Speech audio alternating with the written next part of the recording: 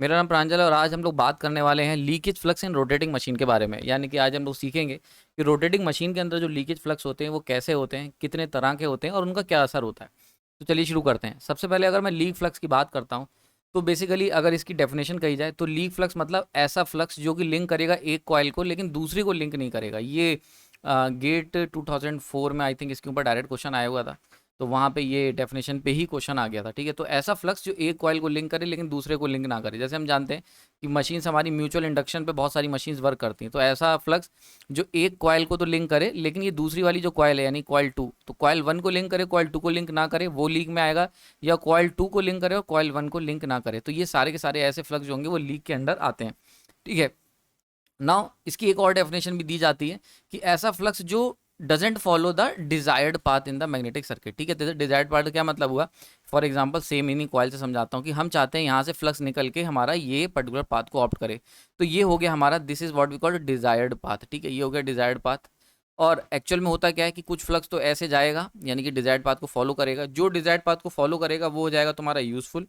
और कुछ फ्लक्स होगा जो इस तरीके से जाएगा यानी डिजायर्ड पाथ को फॉलो नहीं करेगा, तो वो सारा फ्लक्स जो हमारा डिजायर्ड पाथ को फॉलो नहीं करेगा वो सब के सब कैटेगरी में आ जाते हैं लीक फ्लक्स की। सो that is the definition. Okay, now अगर हम बात करते हैं, अब तक हम लोगों ने ट्रांसफार्मर के अंदर लीकेज फ्लक्स को बहुत अच्छे से स्टडी करा था। फॉर एग्जांपल अगर ये ट्रांसफार्मर की कोर है, ये बेसिकली फैराडे ने जो ट्रांसफार्मर इजाद किया था उसकी कोर मैंने ले ली है। यहाँ पे सिलेंड्रिकल टाइप का था वो, यहाँ पे ऐसे सर्कुलर टाइप की कोर थी। अगर ओरिजिनल जो ट्रांसफार्मर जब बनाया गया था तो वैसा देख लेते हैं।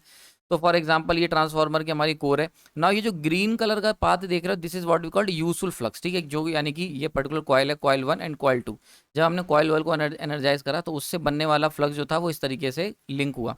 तो देखो ऐसा फ्लक्स जो कॉइल 1 का फ्लक्स जो कॉइल 2 से लिंक करे यानी कि दोनों कॉइलों को लिंक करे, such flux is known as useful flux. तो ये तो हो गया यूजफुल फ्लक्स। पर जब हम कॉइल को एनर्जाइज करेंगे तो कुछ फ्लक्स ऐसा भी होगा जो एक कॉइल से ही लिंक करेगा, जैसे कि रेड कलर का मैंने जो डॉटेड लाइन से रिप्रेजेंट करा हुआ है। तो ये जो रेड कलर का डॉटेड लाइन से रिप्रेजेंट कर रहा है ये केवल कॉइल 1 को लिंक कर रहा है और कॉइल 2 से लिंक नहीं कर रहा है, तो इसीलिए ये आ जाता है, comes under the category of leak flux. I hope समझ में आ रहा होगा।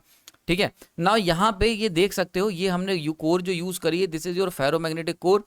और हम क्या चाहते हैं, जो हमारा जो भी फ्लक्स है वो किस में रहना चाहिए, इस डिजायर्ड पाथ के अंडर। डिजायर्ड पाथ मींस वो जो हमने पाथ ऑप्ट करवाया है, यानी कि हमने फेरोमैग्नेटिक कोर यूज ही इसीलिए की है ताकि जो हम डिजायर्ड पाथ चाहते हैं उसमें फ्लक्स रह सके।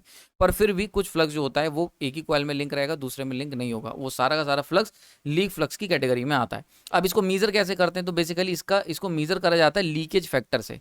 Leakage factor again a very important part, इसके ऊपर काफी क्वेश्चन आपको मिल जाएंगे। लीकेज फैक्टर जो होता है वो lambda equal to total flux जितना जनरेट हुआ डिवाइड बाई उसमें से यूजफुल कितना है। ठीक है, तो अगर इस डायग्राम से केवल मैं देखूं तो लीकेज फैक्टर की अगर बात करें तो टोटल फ्लक्स यानी कि phi red plus phi green. ठीक है, और उसमें से यूजफुल कितना है, तो यूजफुल है तुम्हारा phi green. So that is the case in particular this scenario, in this scenario. ठीक है, आई होप समझ में आ रहा होगा। तो इस सिनारियो के अंदर यानी कि इस पर्टिकुलर केस में जो ग्रीन वाला है प्लस रेड वाला ये तो हो गया टोटल फ्लक्स, और ग्रीन वाला जो है यूजफुल है तो divide by phi green. So leakage factor ये, ठीक है, समझ में आ रही बात है। इस पर डायरेक्ट क्वेश्चन तुम्हें काफी सारे मिल जाएंगे। सो that is the case of leakage flux in case of transformer, यानी कि स्टैटिक डिवाइस के अंदर तो ऐसा होता है। लेकिन जब हम लोग बात करते हैं रोटेटिंग मशीन्स की, तो रोटेटिंग मशीन्स के अंदर जो होता है वहां पे कुछ सिनारियो अलग हो जाता है। ट्रांसफार्मर यानी कि अभी जो हमने पीछे देखा था ना, स्टैटिक डिवाइसेस, जितनी भी स्टैटिक डिवाइसेस होती हैं उनके अंदर, यानी कि मेनली स्टैटिक डिवाइस अगर हम बात करते हैं एंड मशीन्स की जो कि स्टैटिक मशीन्स है, तो उसके अंदर ट्रांसफार्मर ही एकलौता नाम आता है। तो उसका जो हमने अभी पीछे दिखाया इस तरीके का लीकेज फ्लक्स होता है, इसको मैंने बहुत डिटेल में इस पर्टिकुलर लेक्चर के अंदर चर्चा करी, लिंक लास्ट में डाल दूंगा। ठीक है, तो यहाँ पे जाके देख सकते हो कि लीकेज फ्लक्स कैसा होता है, क्या कैलकुलेशंस होती हैं, सब कुछ इसमें बताया हुआ है। लेकिन अगर हम बात करते हैं रोटेटिंग मशीन्स की, ठीक है, रोटेटिंग मशीन की अगर बात करते हो तो यहाँ के बारे में हमें लोगों को जानकारी नहीं होती जनरली। तो जनरली हमें ये नहीं पता होता कि रोटेटिंग मशीन में लीकेज फ्लक्स कैसा होता है। तो आज ये लेक्चर पूरा का पूरा रोटेटिंग मशीन पर ही डेडिकेटेड है। तो अगर हम लोग बात करते हैं leakage flux in rotating machine, यानी कि एक रोटेटिंग एक घूमने वाली मशीन के अंदर लीकेज फ्लक्स कैसा होता है, तो उसकी जरा डेफिनेशन सुन लो। ऐसा फ्लक्स जो कि लिंक करेगा कि स्टेटर को लिंक करे या फिर केवल रोटर वाइंडिंग को लिंक करे। देखो हम सब जानते हैं कि जो भी रोटेटिंग मशीन्स होती हैं उनमें एक स्टेटर पार्ट होता है और एक होता है रोटर पार्ट। तो स्टेटर वाइंडिंग की गई होती है, स्टेटर पे स्टेटर वाइंडिंग होती है एंड रोटर पे रोटर वाइंडिंग करते हैं। तो ऐसा फ्लक्स जो स्टेटर वाइंडिंग को लिंक करे पर रोटर वाइंडिंग को लिंक ना करे, या रोटर वाइंडिंग को लिंक करे और स्टेटर वाइंडिंग को लिंक ना करे, तो that's such type of flux is comes under the category of leakage flux. Clear हो रहा है यहाँ पे, आई होप समझ में आ रहा होगा। सो डेफिनेशन देख लो थोड़ी सी चेंज हो गई, यानी कि अभी तक हमने जो देखा था पीछे, हमने देखा था वाइंडिंग 1 को लिंक करे वाइंडिंग 2 को ट्रांसफार्मर केस में, यहाँ पे वो stator winding and rotor winding में कन्वर्ट हो जाती है, लेकिन जो कोर थीम है वो सेम है कि मतलब एक ही चीज को लिंक करे।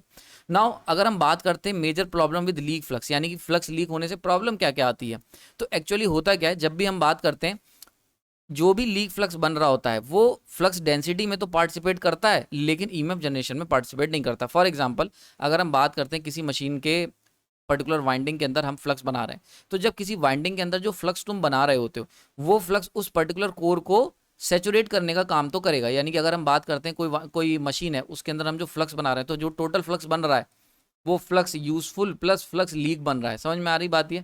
तो यूजफुल फ्लक्स है उसके अंदर और कुछ लीकेज फ्लक्स है, तो जो टोटल फ्लक्स तुम बना रहे हो उसमें एनर्जी तो तुम पूरी दे रहे हो, पूरी एनर्जी जा रही है, और वो पूरी एनर्जी दे रहे हो वहां पे उससे सेचुरेशन भी होगा अगर ज़्यादा दे दोगे, और वो एनर्जी कंजम्पशन प्रॉपर हो रहा है वहां पे, ठीक है। फ्लक्स को सेटअप करने में जो तुम्हें एमएमएफ लगाना पड़ रहा है उसमें पूरी एनर्जी कंज्यूम हो रही है, लेकिन यूजफुल यानी कि हम लोग क्यों एनर्जाइज करते हैं, जब भी आपने देखा होगा अल्टरनेटर को हम एनर्जाइज क्यों करते हैं, ताकि हम क्या करें फ्लक्स कटिंग एक्शन से ईएमएफ जनरेट कर सकें। तो भैया फ्लक्स बनाने के लिए तो पूरी एनर्जी लग रही है, लेकिन जब ईएमएफ जनरेशन की बात आती है तो उसके अंदर केवल यूजफुल फ्लक्स, केवल ये यूजफुल फ्लक्स ही ईएमएफ को जनरेट करेगा, और ये वाला फ्लक्स जो होगा वो जनरेट नहीं करेगा। समझ में आ रही है? यानी कि 10 आदमी, तुमने 10 आदमी को 100 रुपए दिए कि भाई लड़ाई हो तो मेरे साथ लड़ना, तो 10 में से केवल 8 लोग लड़ रहे हैं और 2 लोग नहीं लड़ रहे, लेकिन पैसे तो उनको भी देने पड़ रहे हैं साथ में ले जाने के लिए।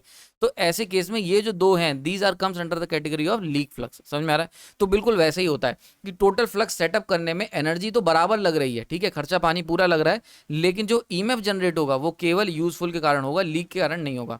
तो इसलिए क्या होता है यहाँ पे, इस कारण से मशीन जो होती है वो उतना अच्छा परफॉर्मेंस नहीं दे पाती है। साथ ही साथ अगर तुम क्या करोगे, अगर तुम ज़्यादा ईएमएफ जनरेट करने की कोशिश करोगे, ईएमएफ जनरेशन को बढ़ाने की कोशिश करोगे, तो यूजफुल फ्लक्स के साथ साथ लीक फ्लक्स भी बढ़ेगा, और जिसके कारण सैचुरेशन की प्रॉब्लम पिक्चर के अंदर आ जाएगी। समझ में आ रही? तो फ्लक्स डेंसिटी बढ़ेगी क्यों? क्योंकि तुम तो दोनों फ्लक्स बढ़ाओगे ना। जब भी हम फ्लक्स बढ़ाएंगे, यानी कि अगर आपसे कहता हूं कि मैं ईजी को इंक्रीज करना है बाया फ्लक्स, तो फ्लक्स को इंक्रीज करोगे ना, और फ्लक्स जब इंक्रीज करोगे तो फाई यूजफुल भी इंक्रीज होगा और फाई लीकेज भी इंक्रीज होगा, दोनों के दोनों इंक्रीज होंगे। तो ऐसे केस में क्या होगा, नेट फ्लक्स, लेकिन यूजफुल ही केवल ईजी में पार्टिसिपेट कर रहा है, तो ये दोनों फ्लक्स जब इंक्रीज होंगे तो सैचुरेशन की प्रॉब्लम आ जाएगी पिक्चर के अंदर। क्लियर हो रहा है यहाँ पे? So that is the main we can say that the disadvantage of leak flux. Now अगर लीकेज फ्लक्स की मशीन में बात कर ली जाए तो ये 2 कैटेगरी में बांटे गए, एक ऐसा लीकेज जो पोल्स के अंडर होगा और लीकेज जो आर्मेचर में होगा। ठीक है, बात समझ में आई? तो पोल्स का लीकेज फ्लक्स होगा और आर्मेचर का लीकेज फ्लक्स होगा। नाउ इन दोनों को जरा और ध्यान से देख लेते हैं। सबसे पहले पोल्स को समझ लेते हैं। पोल्स का बड़ा आसानी है समझना। जैसे फॉर एग्जाम्पल ये पहला वाला केस देख लो, इस वाले केस को देखो यहाँ पे। अगर फॉर एग्जाम्पल हमारे पास सिलिंड्रिकल रोटर मशीन है, this is the cylindrical rotor synchronous machine, ठीक। अब देखो यहाँ पे नॉर्थ पोल है, यहाँ से फ्लक्स निकला, ग्रीन कलर का फ्लक्स देखो, ये फ्लक्स यहाँ से निकला, और ये जो रोटर बनाया हुआ है रोटर वाइंडिंग है, दिस इज द हम कह सकते हैं ये क्या तुम्हारी ये रोटर वाइंडिंग है and this is stator winding. ठीक है, नॉर्थ पोल कहाँ से आ रहा है, परमानेंट तो है नहीं, तो stator winding and rotor winding है। ठीक है, क्लियर हो रहा है यहाँ पे? तो अब देखो रोटर वाइंडिंग से निकला, बेसिकली ये डीसी मशीन है यार, स्टेटर सिंक्रोनस मशीन नहीं है, डीसी मशीन है। ठीक है, डीसी मशीन, यानी कि हम बात करें डीसी केस में, तो नॉर्थ पोल से फ्लक्स निकला और आर्मेचर वाइंडिंग यानी कि रोटर पे होते हुए इस तरीके से इसने ग्रीन कलर का पाथ जो दिख रहा है, तो यहाँ पे फील्ड इस वाइंडिंग को भी लिंक कर रहा है और इस वाइंडिंग को भी लिंक कर रहा है, दिख रहा है यहाँ पे। तो ये तो हो गया यूजफुल फ्लक्स। ठीक है, तो ये कनेक्ट कर रहा है मेन पोल्स को विद द आर्मेचर वाइंडिंग, तो इसमें तो कोई दिक्कत नहीं है।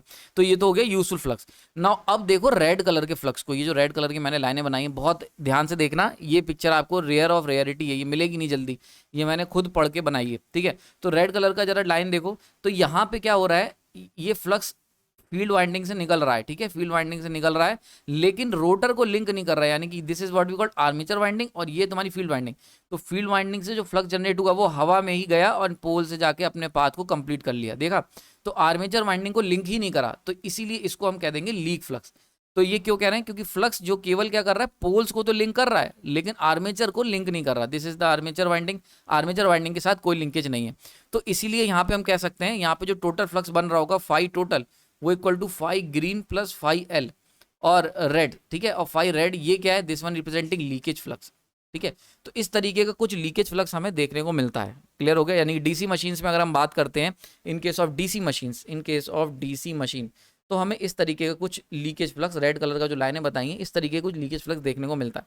इसी तरीके से अगर हम लोग बात करते हैं एसी मशीन की, जैसे कि सिंक्रोनस सेलिएंट पोल सिंक्रोनस मशीन, जरा इसमें देख लो सेलिएंट पोल का सिंक्रोनस मशीन। तो देखो पोल्स हम बात कर रहे हैं ना, लीकेज इन मेन पोल्स, अभी हम बात कर रहे हैं जो पोल्स का फ्लक्स है उसमें लीकेज कहाँ हो रहा है। तो भाई हम जानते हैं डीसी मशीन के अंदर स्टेटर के ऊपर पोल्स होते हैं, एंड सिंक्रोनस मोटर या मशीन के अंदर जो पोल्स होते हैं वो कहाँ पे होते हैं, रोटर के ऊपर होते हैं। तो यहाँ से देख लो, तो देखो यहाँ से फ्लक्स निकला नॉर्थ पोल से, और ये आर्मेचर वाइंडिंग जो कि स्टेटर पे की गई है यहाँ से लिंक करके अंदर चला गया। So that is the useful flux, green colour से मैंने बनाया हुआ है। लेकिन वहीं पे कुछ फ्लक्स होगा जो इस पोल्स में से निकलेगा और एयर के अंदर ही अपना पाथ कवर करके वापस से इस पोल के अंदर एंटर कर जाएगा, नॉर्थ से निकल के साउथ में एंटर कर गया। देख रहे हो यहाँ पे एयर के अंदर अपना पाथ उसने कवर करा, तो this comes under the category of leakage flux. Clear हो गया यहाँ पे। So that is the case of leak flux. तो ये हो गया एसी यानी कि पोल्स की अगर हम बात करते हैं तो लीकेज इन मेन पोल्स। तो मेन पोल मैंने दोनों मशीन बता दी, यानी कि अगर पोल्स की बात करेंगे तो वहां पे जो लीक हो रहा होगा डीसी मशीन में कैसा हो रहा है एंड एसी मशीन में किस तरीके से हो रहा है। नाउ नेक्स्ट कैटेगरी आती है कि लीकेज इन आर्मेचर, यानी कि आर्मेचर के अंदर लीकेज किस तरीके का होता है।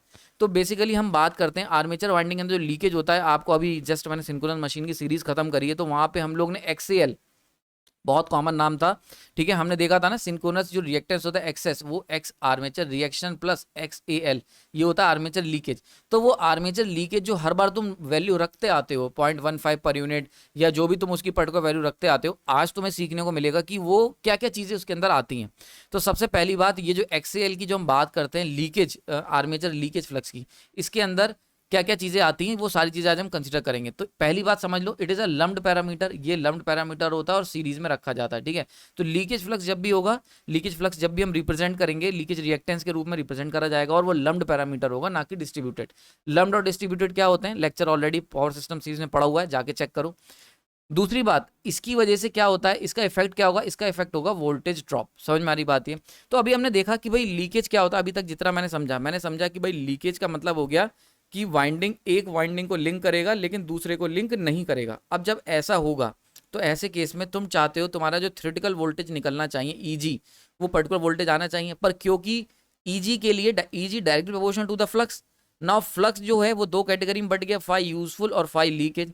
तो ये जो फाई लीकेज है इसकी वजह से क्या होता है, ईजी में कमी आ जाएगी। बात समझ में आ रही, बहुत ध्यान से समझना कि आखिर हम लोग लीकेज रिएक्टेंस जो लेते हैं उसमें वोल्टेज ड्रॉप क्यों मानते हैं, इसको समझ लो, इसका आंसर दे रहा हूँ। हम लोग जब भी लेते हैं तो हम लोग जब बात करते हैं जनरेटेड वोल्टेज की, तो वो डायरेक्ट प्रोपोर्शनल होता है फ्लक्स के। दोबारा बता रहा हूँ, मैंने साइड में बताया था, एक बार और समझ लो बहुत ध्यान से, बहुत इंपॉर्टेंट पॉइंट है, ठीक है। अब यहाँ पे जो हम फाई लेते हैं, it is the phi useful. Clear हो गया यहाँ पे। तो हम जो जनरेटेड लेके चलते हैं, हम ये मान के चलते हैं जनरली कि हम जो जनरेट कर रहे हैं ईजी वो फाई टोटल से कर रहे हैं, ठीक है, direct proportional to the phi total.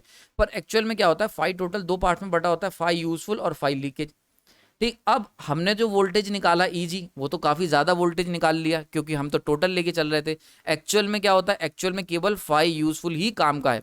तो यानी कि जो हमने ई जनरेट करा है टोटल को लेके, ठीक है, वो ज्यादा निकल के आ जाएगा। तो अगर हमें एक्चुअल वैल्यू चाहिए तो 5G टोटल में से माइनस कर दो लीकेज का इफेक्ट, यानी कि लीकेज की वजह से जो वोल्टेज ड्रॉप हो रहा है, तो तुम्हें एक्चुअल वैल्यू मिल जाएगी। सो this is your E resultant, यानी कि because of useful flux.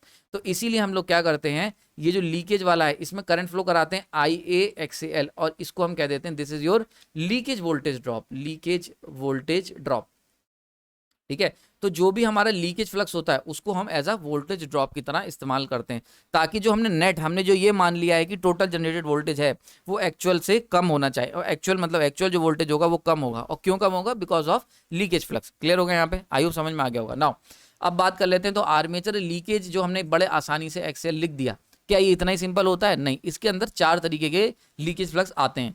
Slot के अंदर होने वाला लीक, टूथ टिप के अंदर होने वाला लीक, ओवरहैंग की वजह से होने वाला लीक और जिगजैग लीक। ना इन चारों को जरा समझ लेते हैं, बड़े ही दूर दूर से इकट्ठे करे मैंने इनको, जरा ध्यान से देखना। सबसे पहले स्लॉट की वजह से बात कर लेते हैं, स्लॉट की लीक क्या क्या मतलब होता है। तो बेसिकली इसको जरा समझ लो कि फॉर एग्जांपल ये है तुम्हारा सिंक्रोनस मशीन, सिंक्रोनस का रोटर है, ठीक है। नाउ यहाँ से मेन फ्लक्स निकल रहा है, this is your field winding, तो फील्ड फ्लक्स है, this is your field flux, यहाँ से फील्ड फ्लक्स निकल रहा है, ठीक है।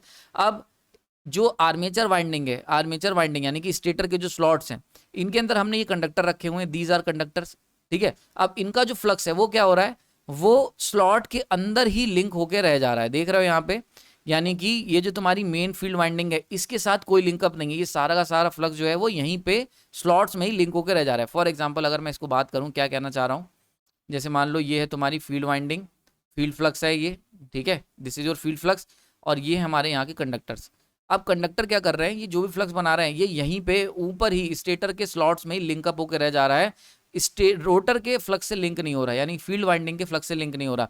तो ऐसा जो भी फ्लक्स होता है वो स्लॉट लीकेज के अंडर कैटेगरी में आता है। क्लियर हो गया यहाँ पे? तो अब ये हो गया, समझ में आ गया होगा स्लॉट लीकेज क्या होता है, कि जो स्लॉट में ही फंस के रह जाए, जो फ्लक्स स्लॉट में ही लिंकअप होकर रह जाए। ये फॉर एग्जाम्पल स्लॉट 1 है, ये स्लॉट 2 है, और यहीं पे इसने अपना पाथ पूरा कंप्लीट कर लिया। ये स्टेटर है पूरा पीछे का, ठीक है। तो स्टेटर में ही रह के फंस के रह गया और रोटर तक पहुंचा ही नहीं, तो this comes under the category of slot leakage. Now बात कर लेते हैं, it depends on the shape of the slots, ठीक है। अब शेप ऑफ स्लॉट्स पे कैसे डिपेंड करेगा, मान के चलते देखो दो तरीके के स्लॉट की शेप होती है। एक ये होते हैं जो कि सेमी क्लोज्ड होते हैं, मतलब थोड़ा सा इनके बीच में गैप कम है, ठीक है। और जबकि एक ये क्या होते हैं, ओपन स्लॉट्स होते हैं, ठीक है। देखो यहाँ पे देख सकते हो इनकी शेप कुछ इस तरीके से पास पास से आई हुई है, ठीक है। और यहाँ पे देखो हमने क्या रखा, दूर दूर कर रखा है इन्हें, इनकी शेप को हमने ऐसे बेंड करा हुआ है, ठीक है। तो ये एक को हमने ऐसे बेंड करा है तो देखो गैप कम है, और एक को हमने ऐसे बेंड करा है तो गैप ज्यादा है। तो सबसे पहले बात करते हैं सेमी क्लोज्ड की। तो सेमी क्लोज मतलब फुली स्लॉट क्लोज नहीं है, लेकिन सेमी क्लोज्ड है, मतलब थोड़े से करीब आए हुए हैं। अब जब देखो इनके बीच में, अगर हम बात ध्यान से देखो, इनके बीच में एयर गैप कम है, तो लो एयर गैप, भाई इनके बीच में क्या है, एयर गैप कम है। अब एयर गैप अगर कम होगा तो रिलेक्टेंस भी कम होगा। अब रिलेक्टेंस कम होगा तो भाई फ्लक्स जो है वो आगे क्यों जाए। देखो एक बात हमेशा याद रखना, कॉन्सेप्ट समझ लो, लीक क्यों होता है। अगर मान के चलते हैं, मैंने कहा कि ये वाइंडिंग 1 है और ये वाइंडिंग 2 है, ठीक है। फ्लक्स लीक कब होगा, फ्लक्स तब लीक होगा नॉर्मली तो उसे ये पाथ ट्रेवल करना चाहिए, पर वो ये पाथ ट्रेवल क्यों करे जब उसे एक छोटा रास्ता दिख रहा है। यानी कि अगर एयर गैप का रिलेक्टेंस हम कम कर दें, सबका एक ही कहानी है, अगर एयर गैप का रिलेक्टेंस कम कर दें तो ये फ्लक्स जो है ये इतना लंबा पाथ क्यों लेगा यार। फ्लक्स के पास दिमाग तो है नहीं ना, उसको ये पता है कि भाई ये सही है ये गलत है। तो फ्लक्स को केवल, जैसे कि करंट, अगर हम बात करते हैं करंट की, तो करंट को केवल लीस्ट रेजिस्टेंस की डेफिनेशन याद रहती है, उसे ये पता है कि जो सबसे सस्ता रास्ता होगा वहां से हम निकलेंगे। वैसे ही अगर हम बात करते हैं फ्लक्स की, तो फ्लक्स को एक ही बात पता रहती है कि least reluctance, least reluctance path, उसे इतना ही पता है बस, लीस्ट रिलक्टेंस पाथ। वो कहता है कि जो भी लीस्ट रिलक्टेंस पाथ होगा मैं उस पर जाऊंगा, मुझे इससे नहीं मतलब है कि वो कौन सा पाथ है। तो लीस्ट रिलक्टेंस पाथ, तो अगर एयर है, फॉर एग्जांपल यहाँ पे एयर है, now air is a bad, कह सकते हो bad source of bad conductivity for the magnetic. तो एयर का रिलेक्टेंस बहुत हाई होता है, वो ज़्यादा अच्छे मैग्नेटिक मटेरियल तो होती नहीं है। तो इसलिए क्या होता है, कॉइल से निकलने वाला फ्लक्स जो होगा वो सेकेंडरी कॉइल को लिंकअप करता है। पर क्या होता है कि ज़्यादा फ्लक्स जब हम फ्लो करवाते हैं तो ऐसे केस में क्या होता है, कुछ फ्लक्स जो होता है वो एयर में ही अपने आप को कंफर्टेबल महसूस करता है, ठीक है। और कुछ फ्लक्स जो होता है वो एयर के थ्रू लीक होके हमारा काम करता है। समझ में आ रही बात ये? तो ये जो एयर है, एयर अगर अच्छी, अगर तुमने एक तगड़ा इंसुलेटर लिया हुआ है, यानी कि एक तगड़ा नॉन मैग्नेटिक मटेरियल लिया हुआ है, तो सारा का सारा फ्लक्स जो होगा वो डिजायर्ड पाथ को फॉलो करेगा। पर कभी कभी क्या होता है, क्योंकि ओवर फ्लक्स ले रखा होता है हमने, तो ऐसे केस में क्या होता है कि पाथ का रिलेक्टेंस बढ़ जाता है, जिसकी वजह से एयर जो होती है एक लो रिलेक्टेंस पाथ की तरह एक ऑप्ट कर लेता है कुछ फ्लक्स। समझ में आ रही बात है? तो एयर का रिलेक्टेंस कम होने की वजह से लीकेज होता है। हमेशा याद रखना, जब भी एयर का रिलेक्टेंस कम होगा या एयर का रिलेक्टेंस कम करोगे तो ऑब्वियस ही चीज है, वहां पे जब भी लो रिलेक्टेंस पाथ ऑफर करोगे, यानी कि अगर जो तुम डिजायर्ड पाथ है, डिजायर्ड पाथ, अगर ये डिजायर्ड पाथ लो रिलेक्टेंस का नहीं हुआ तो फ्लक्स लीक करेगा।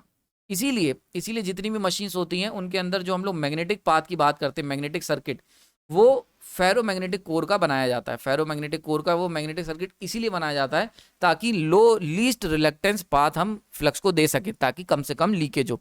तो अगर कैसे भी करके उसे कहीं से भी एयर के अंदर एक लीस्ट रिलेक्टेंस पाथ मिल गया, लो रिलेक्टेंस पाथ, तो वहां से फ्लक्स लीक होने लग जाएगा। क्लियर हो रहा है यहाँ पे? अब देखो यहाँ पे यही चीज हो रही है कि यहाँ पे, यहाँ से यहाँ जा रहा था जो flux, this is the useful flux, लेकिन यहाँ से यहाँ जाने में जो उसे रिलेक्टेंस ऑफर करना हो रहा है उससे कम रिलेक्टेंस यहाँ से यहाँ जाने में हो रहा है। तो इसीलिए फ्लक्स जो होता है वो स्टेटर के स्लॉट्स में ही अटक के रह जाता है। क्लियर हो गया? तो इसका सॉल्यूशन क्या है? इसका सॉल्यूशन है आप क्या करें, ओपन स्लॉट का इस्तेमाल करें। ओपन स्लॉट का इस्तेमाल करने से क्या होगा, यहाँ का रिलेक्टेंस बढ़ जाएगा, लार्ज रिलेक्टेंस, तो स्मॉल लीकेज होगा। लीकेज तो होगा लेकिन कम होगा, यानी कि स्लॉट्स हम जो ले रहे हैं वो उसकी शेप ऐसी रखें जिससे लीक कम हो, यानी कि एयर गैप उसमें प्रॉपर मेंटेन रहे और लीकेज कम हो ना। दूसरे तरीके का होता है टूथ टिप लीकेज होता है। टूथ टिप में क्या होता है, अभी हमने देखा कि स्लॉट्स में ही घूम के रह जाएगा, ठीक है, एक तो ये कंडीशन थी। दूसरी कंडीशन क्या थी कि अब क्या होगा, एक टूथ से निकल के दूसरे टूथ में चला जाएगा। अभी तक क्या था जो हमने पीछे देखा था वहां पे, तो देखो यहाँ पे इसको देख सकते हो, flux follow the path from tip of one tooth to the adjoining one closing all conductor of the slot. समझ में आ रही बात ये, यानी कि एक टूथ से निकल के दूसरे टूथ के अंदर चला जाएगा। क्लियर हो रहा है यहाँ पे? अभी जो पीछे हमने देखा था जो स्लॉट वाला था, ये रहा, इसको ध्यान से समझ लो, डिफरेंस समझ लो। इसके अंदर क्या हो रहा है, ये जो स्लॉट लीकेज था इसके अंदर क्या हो रहा था, स्लॉट्स के अंदर ही मूव कर रहा था पूरा का पूरा फ्लक्स। ठीक है, क्लियर हो रहा है यहाँ पे?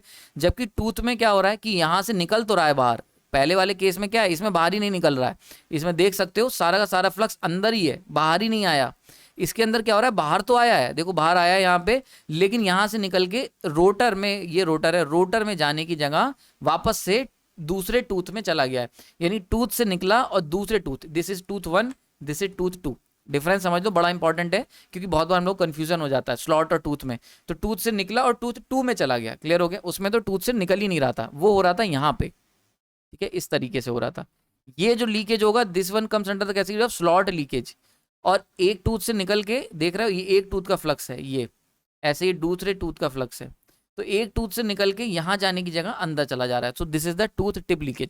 तो ऐसा फ्लक्स जो follow the path from one tip to the adjoining, ठीक है, पास वाले टूथ में अंदर चला जाए, इस तरीके का जो लीकेज होता है comes under category of tooth tip leakage. Now यहाँ पे मैंने एक बड़ी इंटरेस्टिंग सी फिगर बनाई है, देखो यहाँ पे देख सकते हो। ये भी अगेन क्यों होता है, बिकॉज ऑफ एयर गैप। ये पूरा का पूरा एयर गैप पे डिपेंड करता है, जैसा मैंने तुम्हें पीछे कहानी बता दी थी कि कोर यही है, सार यही है, पूरी जो हम कहानी पढ़ रहे हैं उसका। ठीक है, तो अब यहाँ पे देख सकते हो, यहां से फ्लक्स जनरेट हुआ। अब देखो फ्लक्स को आइडियली क्या लेना चाहिए था, फ्लक्स को आइडियली पाथ लेना चाहिए था ये वाला, ठीक है, ग्रीन कलर वाला, ग्रीन कलर वाला। समझ में आ रही बात ये? लेकिन क्या होता है, एयर गैप कम होने के, एयर गैप, एयर में टूथ टिप लीकेज होने के कारण क्या होगा, ये रेड वाला पाथ आ जाएगा, this one is the leakage. Now यहाँ पे एक बड़ा इंटरेस्टिंग समझ लो, मैंने क्या बताया अभी तुम्हें पीछे कि एयर गैप जो है वो कोर हार्ट में लाई करता है लीकेज के, यानी कि उसी की वजह से लीक वीक सब कुछ होता है।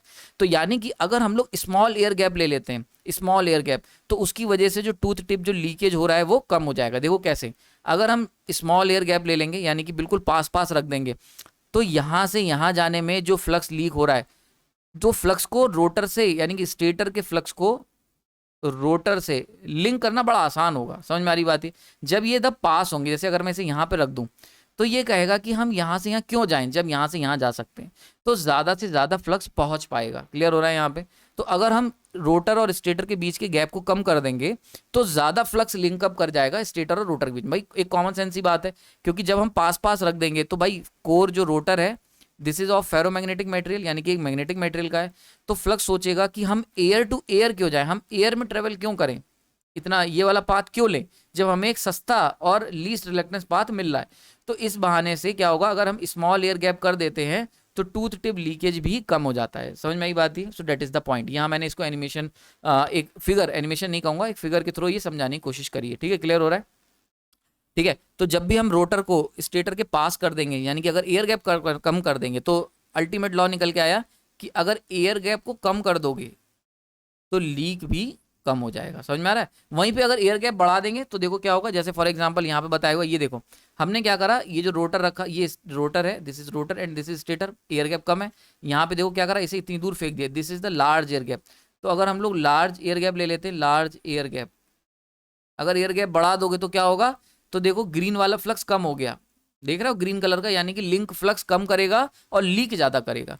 क्योंकि क्या होगा, जब दूर तक जाना होता है तो इंसान सोचता है यार एयर ही लीस्ट रिलक्टेंस पाथ और दिखने लगती है हमें। समझ में आ रही बात? ये बात समझ में आ रही? तो जब हमें पास में ही चीजें दिखने लगती है तो हम लोग लीस्ट रिलक्टेंस पाथ, एयर ही एक कह सकते हो लीस्ट रिलक्टेंस पाथ का काम कर जाती है, और फ्लक्स जो होता है वो लीक होना पसंद करता है compare to the link. So that is the case. Now next case की बात कर लेते हैं, ओवरहैंग लीकेज फ्लक्स। ये भी पाया जाता है, ये डीसी मशीन में भी होता है और एसी मशीन में भी होता है। ओवरहैंग का क्या मतलब होता है, जब भी हम फॉर एग्जांपल, अगर ये हमारे स्लॉट्स हैं, ठीक है, ये स्लॉट्स हैं और ये कंडक्टर रखे मैंने, ये देखो रहे हो, ये लेटे हुए हैं, these are the conductors in the slots. तो ये जो कंडक्टर होते हैं ये बनाते हैं यूजफुल फ्लक्स। ठीक है, क्लियर हो गया? यहाँ पे ग्रीन कलर का देख रहे हो, this is the useful flux, जो वाइंडिंग 1 और वाइंडिंग 2 यानी कि स्टेटर और रोटर को लिंक करेंगे। लेकिन क्या होता है, कुछ पोर्शन जो ये जो कंडक्टर्स होते हैं ये आपस में कनेक्ट होते हैं।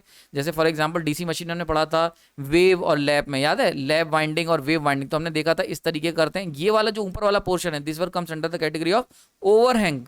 इसको हम क्या कहते हैं, ओवरहैंग। जैसे कि मैंने यहाँ डायग्राम बनाया हुआ, डायग्राम देख सकते हो, तो ये जो है इसके अंदर रखा हुआ है conductor, this is the conductor, और ये है यूजफुल, ये जो जनरेट करेगा फ्लक्स वो यूजफुल फ्लक्स होगा। लेकिन ये देख रहे हो, ये जो बाहर पोर्शन लटके हुए हैं, जो तार लटके हुए हैं, this comes under the category of overhang, ठीक है, तो ये हो जाते हैं ओवरहैंग, ठीक है। तो अब जो ओवरहैंग होंगे, जो जो पहले समझ लो, पहले जो कंडक्टर होगा जो स्टेटर स्लॉट, जो रोटर स्लॉट्स के अंदर पड़ा हुआ है या स्टेटर स्लॉट के अंदर पड़ा हुआ है, वो तो यूजफुल फ्लक्स जनरेट कर लेगा, लेकिन ये जो ओवरहैंग रीजन है, यहाँ पे जो फ्लक्स बनेगा वो केवल और केवल अपने में समेट के रह जाएगा, इसीलिए वो लीकेज फ्लक्स के अंडर कैटेगरी में आता है। तो flux generated by this overhang portion comes under the category of overhang leakage flux. हालांकि ये बहुत ही स्मॉल होता है, जनरली वेरी स्मॉल, ठीक है। नेक्स्ट लास्ट बात कर लेते हैं जिगजैग लीकेज की। तो जिगजैग लीकेज को जरा जल्दी समझ लो। जिगजैग में क्या होता है, ये बड़ा इंटरेस्टिंग है और ये काफी ज्यादा डोमिनेटिंग इफेक्ट होता है। तो ऐसा फ्लक्स जो फॉलो करेगा path alternating between stator and rotor teeth. अब देखो ये है स्टेटर टीथ और ये है रोटर टीथ। अब देखो फ्लक्स क्या होता है, कभी कभी फ्लक्स जो होता है चालाकी करता है, यानी कि स्टेटर टीथ से निकला, रोटर में गए, रोटर टीथ में गया, देन वापस से स्टेटर टीथ में गया, फिर रोटर टीथ में, फिर स्टेटर टीथ में, रोटर टीथ में, और ऐसे करके निकल गया। लेकिन देखो ये कंडक्टर से लिंक नहीं करा, ये हमारा कंडक्टर है, तो ये वाइंडिंग जो यहाँ हमने स्टेटर वाइंडिंग की हुई थी, स्टेटर वाइंडिंग और रोटर वाइंडिंग का फ्लक्स आपस में लिंक नहीं करा, स्टेटर से रोटर स्लॉट्स में होके निकल गया। बात समझ में आ रही? अगर ये फ्लक्स ऐसे ना जाके, अब देखो यूजफुल फ्लक्स कैसा होगा, यूजफुल फ्लक्स होगा ये ऐसे वाला, such type of flux is known as useful flux. देखो ना दोनों वाइंडिंग को लिंक अप कर रहा है। लेकिन ये कैसा फ्लक्स है, ये स्टेटर रोटर स्लॉट्स में होके निकल गया, मतलब टीथ में से होके निकल गया और उसके स्लॉट में नहीं गया। ये है स्लॉट्स जहां पे कंडक्टर रखा था, तो स्लॉट्स में नहीं गया, वाइंडिंग से लिंक अप नहीं करा, केवल टूथ से होके टूथ होके निकल गया। समझ में आ रही बात है? So this type of flux is known as zigzag flux, और ये काफी ज्यादा डोमिनेटिंग होता है। समझ में आ रही? तो यानी कि जो भी हम अभी तक आई होप समझ में आ गए हो 4 तरीके के, तो जो भी हम लीकेज फ्लक्स अब तक जो तुम पढ़ते आए हो सिंक्रोनस मशीन में, एक्सएल आई एक्सएल जो ड्रॉप लेते हो, तो लीकेज फ्लक्स जो होता है वो तुम्हारा स्लॉट वाला होगा, टूथ टिप वाला होगा, जिगजैग होगा एंड ओवरहैंग होगा। ये सब के सब इसमें कैटेगरी में आते हैं, जिसमें से जिगजैग हो गया ये काफी ज्यादा डोमिनेट करता है। ठीक है, क्लियर हो गया यहाँ पे? तो आई होप आपको लेक्चर आपको पसंद आएगा। थोड़ा अलग हटके लेक्चर था, थोड़ा डेप्थ वाला लेक्चर था, इसके ऊपर थोड़ी स्टडी लगी थी, क्योंकि मैं ये जानना चाहता था कि सिंक्रोनस मशीन या एसी मशीन या डीसी मशीन में जो हमारा हम लोग लीकेज लिख देते हैं, वो एक्चुअल में वो लीकेज फ्लक्स कैसा होता है। इसके ऊपर क्वेश्चंस भी आए हुए हैं कभी कभी कि जिगजैग लीकेज फ्लक्स किस में पाया जाता है और क्यों होता है। ठीक है, तो ये सारी चीजें मैंने इस लेक्चर के अंदर कवर करी हैं। आई होप आपको लेक्चर पसंद आया होगा।